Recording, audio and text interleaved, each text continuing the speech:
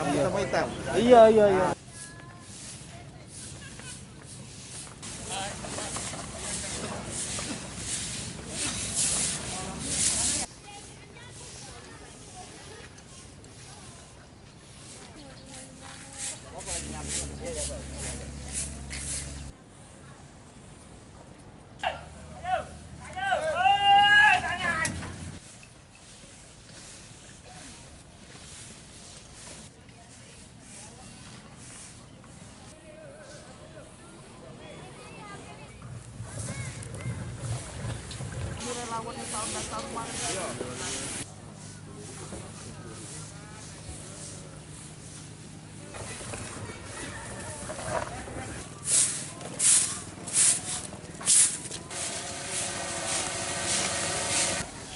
Bahwa untuk membersihkan kegiatan-kegiatan dari tahun baru ini kita kerahkan personil kita sebanyak 500 orang.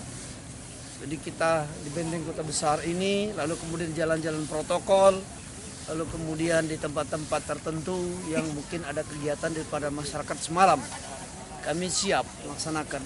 Kami tentu saja ini mewujud ada kebersamaan masyarakat, gembira dan masyarakat, tapi tentu saja sebagaimana yang sering dihimbau oleh Bapak Wali Kota, Bapak Haji Harnojoyo dan Ibu Wakil Wali Kota, Ibu Haja Fitri Ati Agustinda.